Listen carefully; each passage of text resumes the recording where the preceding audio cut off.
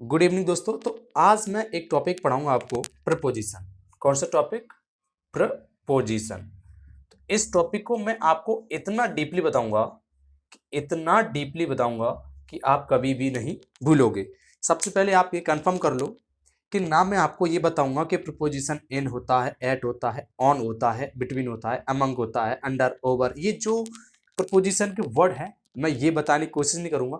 मैं बस ये चाह रहा हूं कि जो प्रपोजिशन वर्ड है वो होता क्या है, कहाँ पे यूज होता है, कैसे यूज होता है, और किसी भी सेंटेंस के अंदर how to find the preposition word. बस मैं आपको ये बताने की कोशिश करूंगा कि जो प्रपोजिशन वर्ड है वो है क्या एक्चुअली।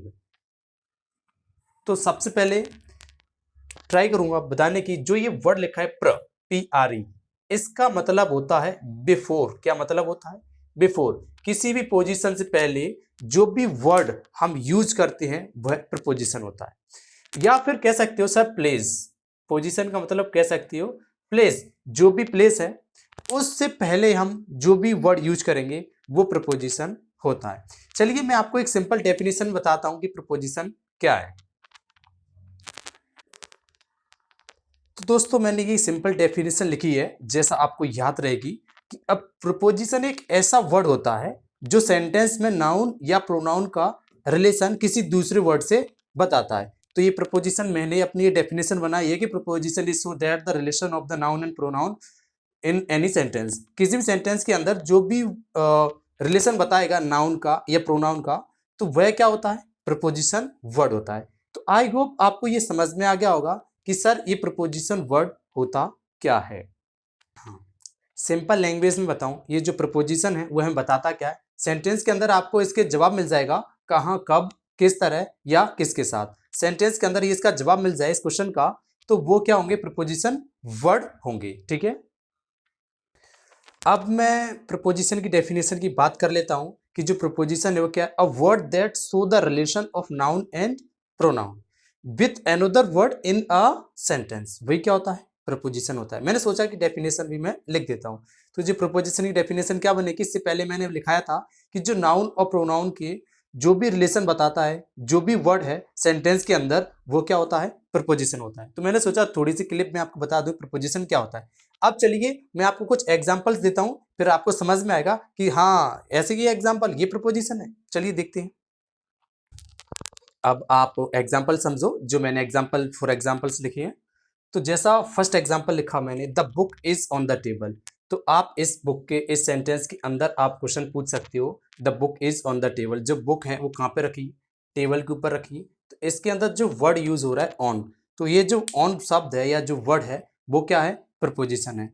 ऐसी नेक्स्ट है आपका, he is in the room. वह कहाँ है? रूम के अंदर है। तो क्या आपको आंसर मिल रहा है? इन। तो इसके अंदर जो वर्ड इन है, इन क्या है? प्रपोजिशन है। हमको सीधा दिख रहा है कि he is in the room, वह कहाँ है? रूम के अंदर है। तो जो इन शब्द है वो क्या हो गया? प्रपोजिशन हो गया। नेक्स्ट देखो, she is going going to school. वह कहाँ जा रही है?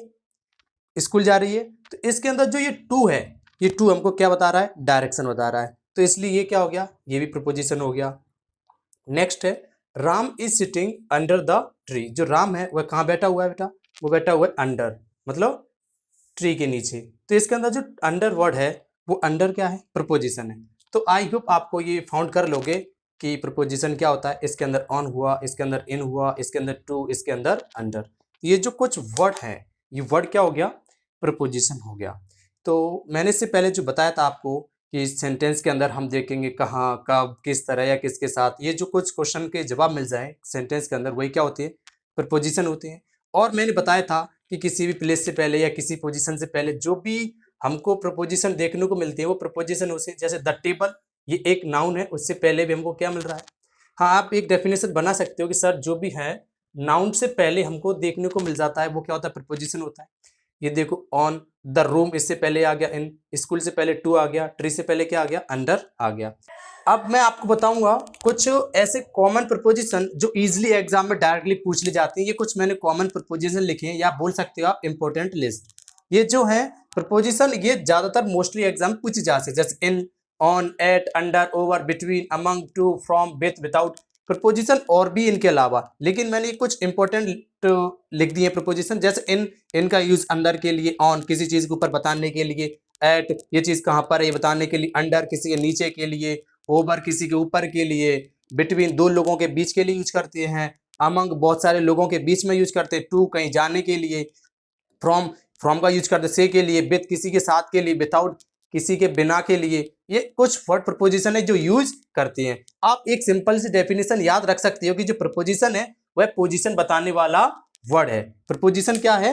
एक पोजीशन बताने वाला वर्ड है, वही क्या होता है? प्रपोजिशन। अब ऐसी डीपली हम टाइप ऑफ प्रपोजिशन देखेंगे, ठीक है, नेक्स्ट पार्ट देखेंगे। अब मिलते हैं नेक्स्ट वीडियो में।